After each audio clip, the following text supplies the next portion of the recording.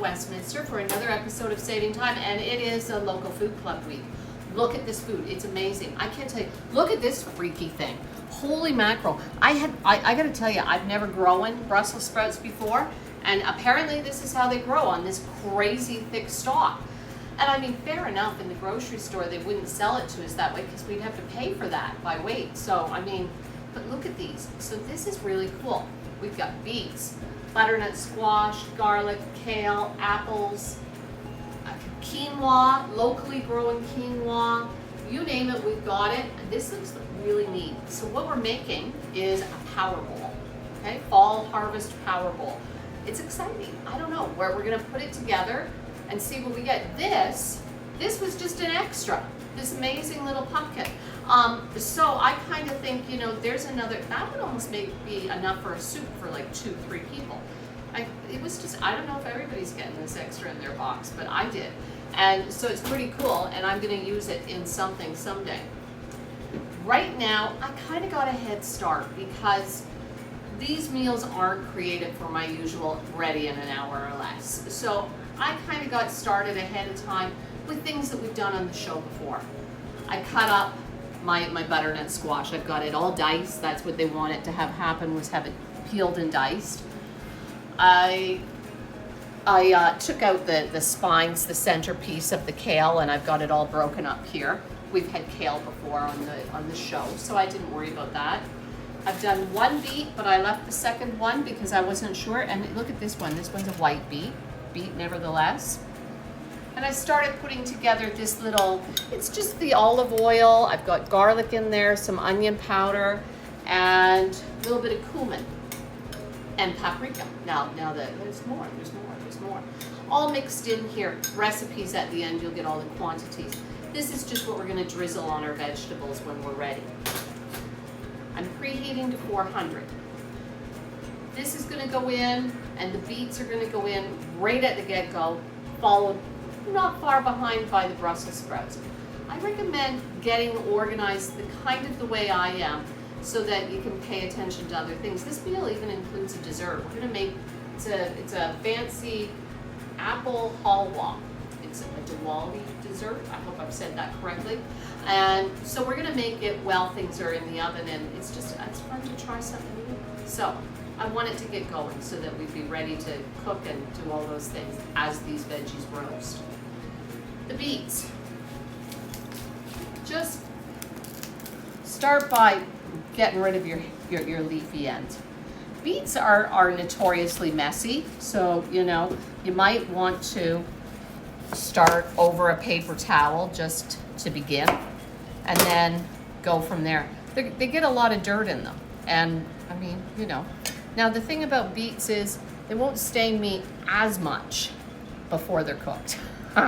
Once they're cooked, look out, right? But before they're cooked, not as much, but certainly look at how pretty that is. You know, I never used to be a big fan of beets, but I am now.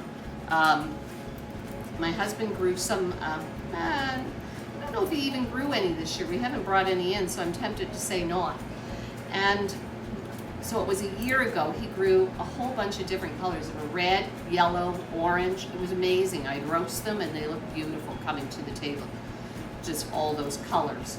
And so right now, I mean, you can use a peeler, but I mean, it'd be a lot of work, I think. It's just easier to just peel it with a small knife and get that off. I'm not gonna worry too much if I'm peeling away extra. We're gonna, oh look, that's a bit of a mess. We're gonna wipe that up.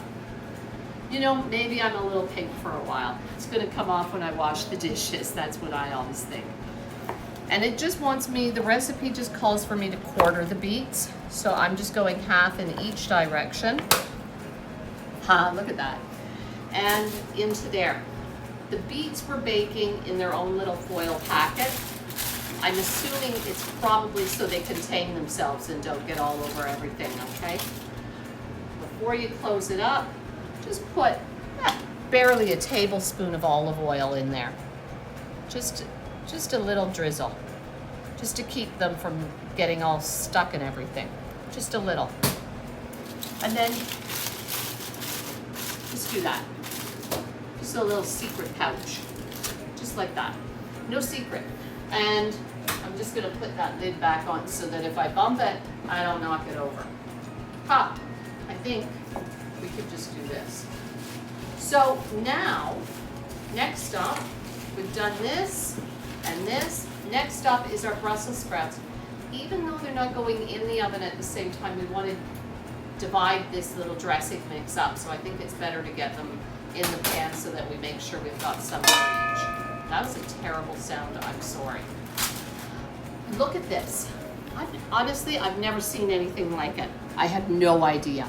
I mean, maybe you're all laughing at me a little bit because you're thinking, Margot, what rock did you crawl out from under? But honestly, who knew? Now, we only want, they're kind of tricky to get off of there. I thought they'd pop off really easily. Huh, look at them go. That's fun. We only want 2 cups. That's all the recipe calls for. And we're gonna half them. We've got way more than 2 cups on this ridiculously large stock. Isn't that crazy? Look at this thing. It's like something out of the Lorax or something. It kind of looks like that, right? It's all crazy. I'm going to run with the theory that the ones that are ready to come off easier than the ones that aren't, right? I mean, that's usual. If you pick fruit, you have to tug on it on the tree, it's not ready to come off the tree. And so I'm just going to work with that theory here as well, that if one of them seems extra hard to pull off, I'm gonna leave it behind. These are gorgeous. I kind of want to grow Brussels sprouts next year just to see this, because that's really, like, don't you love stuff like that? Like, it's kind of, I kind of wish that my kids were still little so I could say, look at that, right? Because there's something crazy and wonderful about it. It would make, I think more people would want to eat Brussels sprouts if they knew it came like that. I do.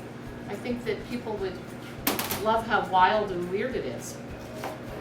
The recipe is telling me just to have these, so that's all I'm doing. I've got a little bit of beet juice on my knife. I'm not going to get nervous about it. It's all going into the same dish eventually. So we're just, I'm not going to take the outer bit off because it's just going to roast up nicely. I'm just putting it in here to get a sense of what 2 cups is going to be. I don't want to waste them, and I'll use them for something else. We can feed that forward and share it with someone or use it up in another recipe. These are crazy. I love it. So this week's meal, as always, the Headwaters Food and Farming Alliance has been very generous with us. Not only did they donate this food club kit for me to prepare and demonstrate, I'll be feeding it forward at the end of this when it's all cooked and ready to go, but they also donated extras for me to share around the community with families who could use them and appreciate having something so fun and exciting. Try to get them to families so that people can get together and that one person isn't doing all the slicing and dicing, right? And then everybody's cooking together. Hopefully families with kids to see this nutty thing. Honestly, I really think I would have eaten more Brussels sprouts if I'd known how crazy that was. These are great. And I mean, Brussels sprouts are, I think, a little cabbage.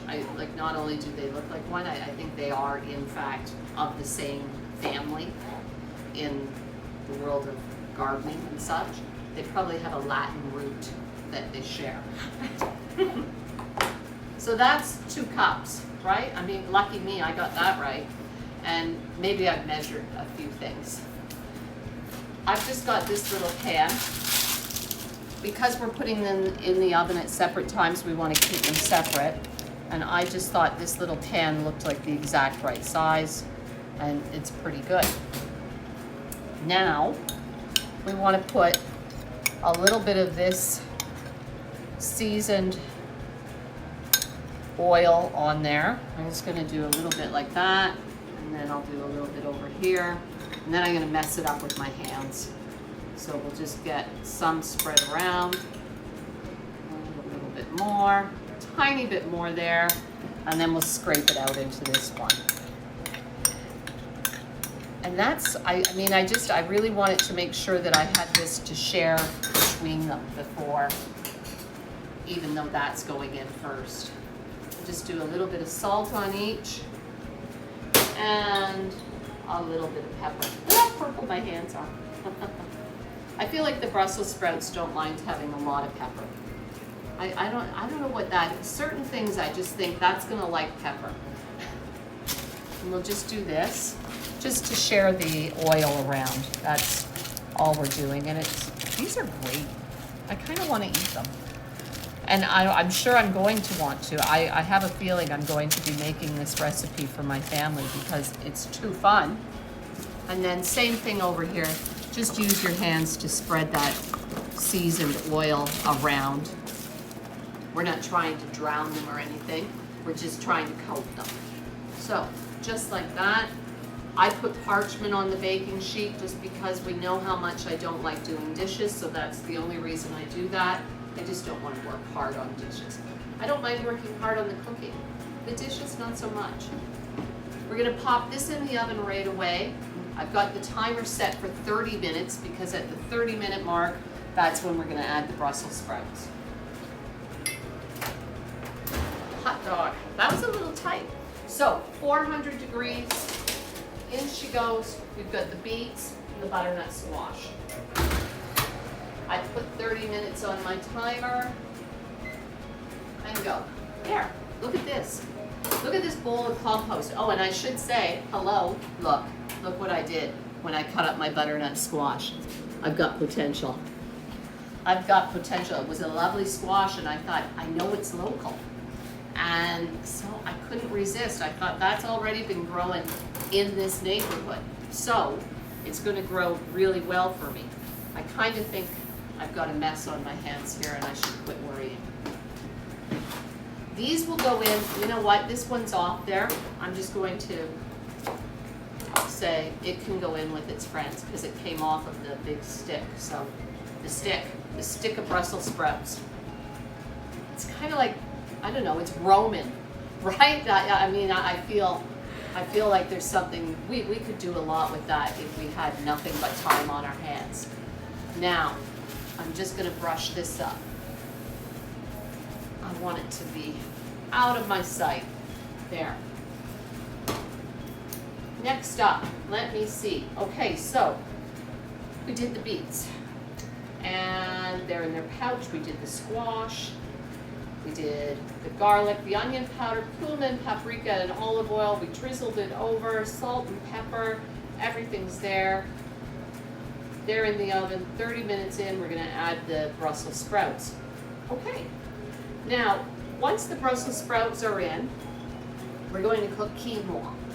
And it will take about the same amount of time as the Brussels sprouts. And we really do ideally want them all done at the same time at that point. So I'm gonna hold off a minute because we're ready. I'm going to start our dessert because we can. Why not, right? It's fine. We can start it. I don't want to cut my apples on the same side as all that other business, so I'm just gonna flip that over. The apples, now this recipe, I'm just gonna start with a saute pan. Grab a box grater. It's a dessert. We're gonna use sugar, vanilla, cinnamon, butter. It's dessert. We're gonna use all the usual dessert things, but I've certainly never seen this before. I kind of think it's somewhere between maybe like an applesauce and just like baked apples almost. We're gonna just cook it on the stove and see what we get. But it looks like it's going to be lovely and fresh. And you know what? Like not super sweet dessert either. And I mean, you can get apples year round, so why not do something like this? We're supposed to melt 2 tablespoons of butter and add our shredded apples to it. So we're gonna do that, but let's start by just putting some butter in this pan. I'm not gonna set it on the stove until I've started my apples because I don't want the butter to get brown right off the bat. I'd like it to stay a little bit nice. I'm gonna get a clean knife because I don't want beet juice on my butter. In case you know, I want it for something else. So 2 tablespoons, that's our quarter mark about there. I'm gonna call 2 I've got extra paper in here. I've done a clever trick, obviously, with my ripped up. We're gonna call that 1, 2, and I think I'm a little off. So I'm gonna go a tiny bit more. There, that's 2 tablespoons. And there, look at that. Okay. I might set that over there just to keep it out of my way. Now it says we want to shred the apples with the skin on. So I gave these a rinse. This one's got a little bit of a bruise, so that's where I'm gonna hold it. That's gonna be my holding spot. Use this side, and we wanna grate it like that. It's an apple, don't get carried away. If you've ever made apple muffins, you've probably grated them before for something like that. I'm trying to think other things I grate apples into, sometimes in a cake. If you want them to all but disappear, then you can do that, but don't use a smaller than this one, because otherwise I think this recipe we want some body of the apple left. We don't want it to turn into complete applesauce. So, and sometimes if you turn it, you can get going the other way and go a little further. Watch your fingers and your knuckles. These graters will do a number on you. So we're gonna go 3. I can finish these ones off camera. Okay, I've just got the butter on low heat here, so 2 tablespoons of butter. Our apple is all shredded, and I'm just going to push the apple into the pan on top of the butter. And that's all we're going to do at first. This is new for me too, so you know, we're learning together here. This looks interesting and good. We are supposed to let this simmer until it's starting to evaporate and thicken. So we're looking to eliminate the juices. I'm not going to mess around with it too much because I don't want to break it up any further. We can just let that be. It's going to simmer. I might, got it on, we'll call it medium low heat. That's my official take on that. Once that's simmered and started thickening up a little bit, the juices have been drawn out, we're gonna add some sugar, cinnamon, and vanilla, and that's it. So, I mean, that's a really easy dessert. I'm already thinking that it would be good with, this recipe says you could add some nuts if you wanted to, and that's up to you in terms of allergies and that sort of thing. I opted out because we're feeding the meal forward, and who knows.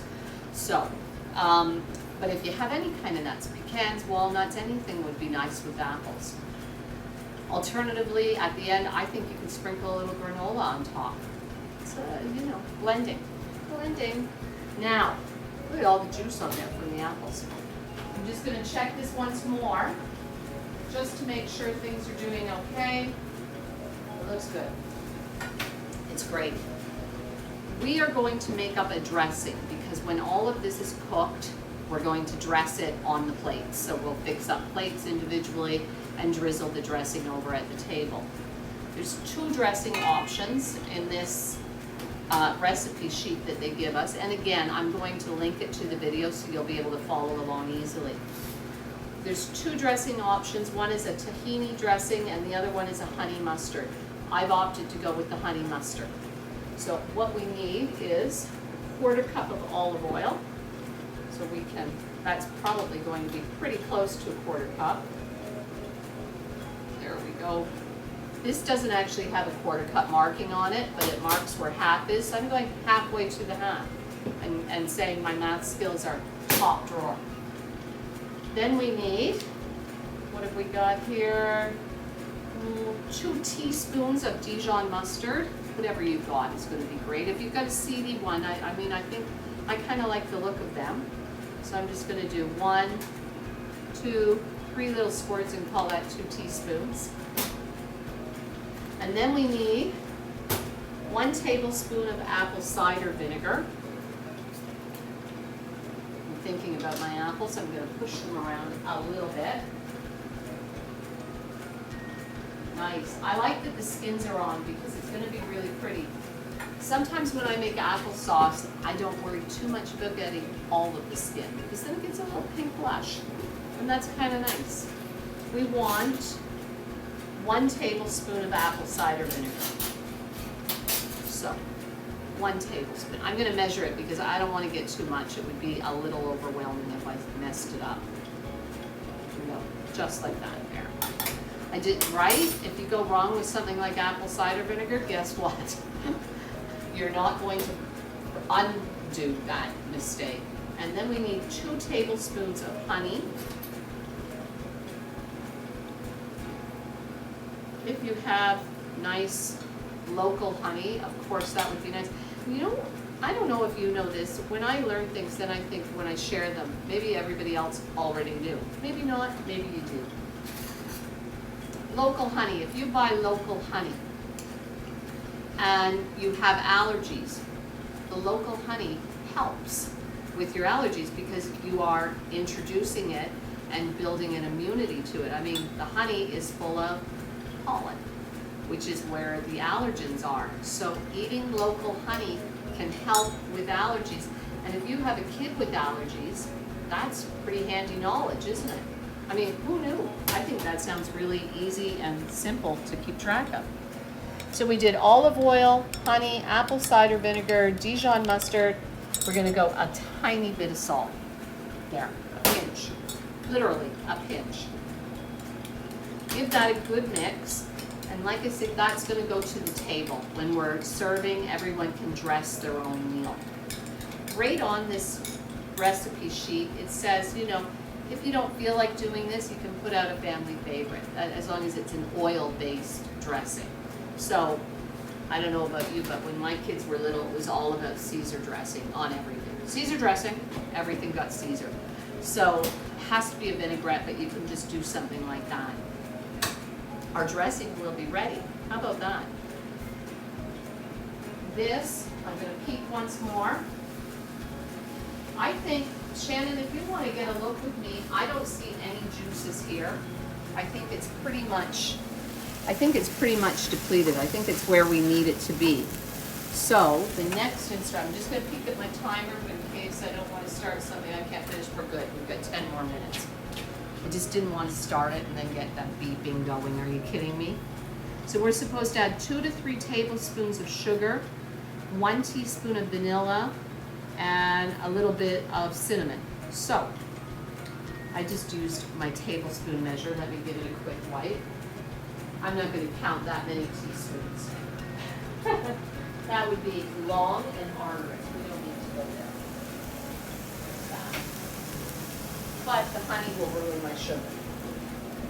So all we're doing is sprinkling it on and giving it a good stir through. And then it says to just let it simmer again for another couple of minutes. And then that's dessert. Then we've made dessert too, right? I mean, could it be any easier? 2 to 3 tablespoons of sugar. You know I'm gonna go 3. You know I am. It says 2 to 3, I'm going 3. I'm not going to be shy. You knew that though, you had to have. If it said cream, I'd go extra. There's our sugar. And then we want have 1/4 teaspoon of cinnamon and 1 teaspoon of vanilla. 1/4 teaspoon. This is a teaspoon. That's probably closer to half. I'm not going to get worried about it. And finally, our vanilla. 1 teaspoon of vanilla. Then we just mix it through and let it simmer away some more. There we go. By the way, that's a store-bought one, but at home I make my own vanilla, and what a cost saver. It feels expensive when you start it, but you make, look at this. Are you kidding me, right? Holy dynamite. I'm gonna hold on to it. This is not an ideal spatula. Why do they make things like that, right? Like, oh my gosh. You could get really hurt. Okay, this smells really nice. It really does. And I know I sound like I'm being so suspicious, but it's just, it's different, it's new, and I'm intrigued. It smells delicious. I think it's a really smart idea. And I'm imagining how good it's going to taste after your meal. There's that. I'm turning it right down low. I just want it to simmer. I don't want to lose it. That's fine. It says to let it cook for another 1 to 2 minutes, so I mean barely. We'll let that happen. And then I think what I'll do is just shut the heat off, but still leave it there so that it holds a little bit of residual heat. These are going to go in the oven, and once they do, then we'll start the quinoa. Right now, being that I've got 10 minutes left on the timer, I say I'm going to take a break. I'm going to clean up my kitchen. We'll come back and do the quinoa and Brussels sprouts. Okay, my squash was starting to look done, so I lifted it out in fact because I just thought, you know what, I don't want it to get overdone. And I'm putting it back in, and our Brussels sprouts are going to go in, and they're going to be in here now for another 20 minutes. We're just going to do that. 20 minutes on the timer, let's do it. Oh boy, my eyes are questionable. There we go, hit start. That's 20.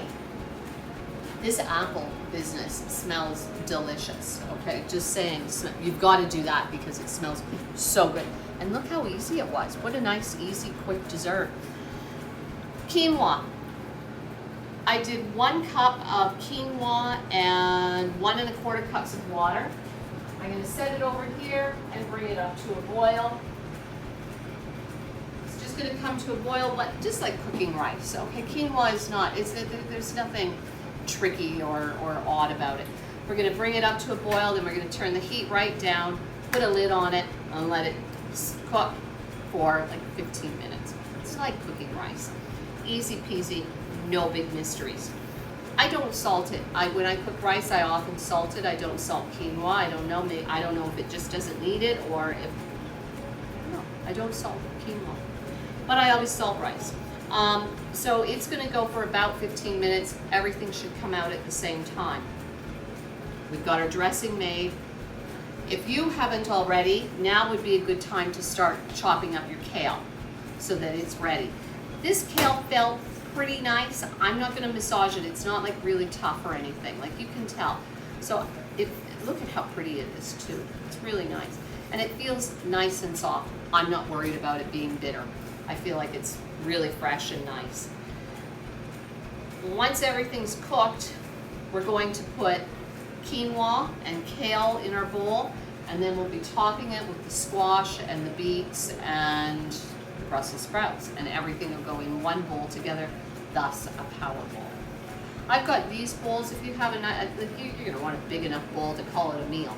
So get yourself something that's going to make a good size, and plate everything. Take it to the table and let everyone dress their plates then at the table.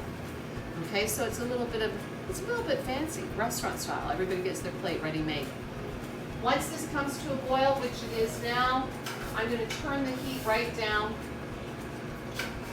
There, looks pretty good. I'm going to turn the heat right down and put a lid on it.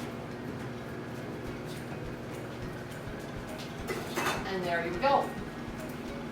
And this shows 17 minutes. I think my quinoa will be done a little bit ahead of that. Really, once again, that's it. We don't really have anything to do right now.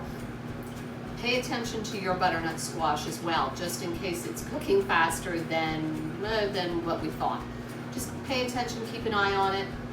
That's it. We'll come back in 15 minutes, I guess, and get it all plated up and be ready to go. Everything's done. It looks good.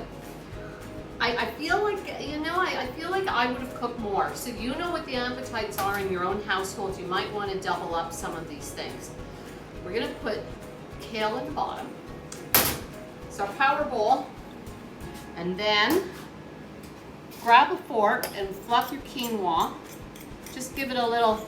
I went back, I didn't think it was cooked enough when the water was absorbed. So I added another, about a 1/4 cup more of water. So that's a total of 1.5 cups of water. And you're gonna know yourself what looks good, what looks appropriate for you. But I thought it needed a little bit more to soften up. And then put your spoon or 2 of quinoa in there, like that. And this can come over here. This is kind of fun. We're building. And then we've got our squash. Just throw it in there. Looks pretty good. And then do some of these Brussels sprouts. My Brussels sprouts got a little brown. I don't know. You might, I like them. I mean, they taste great. So, but if you want to take them out a little bit sooner, do it. So throw in your Brussels sprouts. And then we've got the white and the red beets. So I'm going to do one of each. And then it'll look nice, right? Then it's going to be a big deal. It's going to look great. So we're going to get one. And my white ones are sticking. How annoying. This happens, right? That's funny, only the white ones were sticking. And then there, and there. And let's get those right in the center. Super. Look at this. This is a fall harvest power bowl. We've got beets, Brussels sprouts, squash, kale, quinoa, all local. And then we have this nice little dessert, which was basically just apples, a tiny bit of sugar and cinnamon, a little bit of vanilla. That's it. This is a really nice meal. Again, you may want, you know what the appetites of your family are, just adjust quantities accordingly, okay? Have some fun. For heaven's sakes, get your hands on some of this crazy stuff, okay? Especially if you have kids, you've got to. It's way too much fun in the kitchen. Enjoy this beautiful meal. Oh, and I almost forgot. I'm not going to do this because I want people who are eating the food to dress it themselves. So take that to the table. Let everyone drizzle a little bit on their food before they eat it. And that's it. This is beautiful. Thank you very much to the Headwaters Food and Farming Alliance for sharing with us this beautiful bounty from our local farms. Everyone take good care. I'll see you again next week. Make sure you subscribe and like the video, subscribe, and hit that little notification bell so that when we have weeks like this and we get a little bit off our usual routine, then there you go. You're back in business. You're going to know when that new video is there. Take good care. Enjoy the fall weather. I'll see you again next week.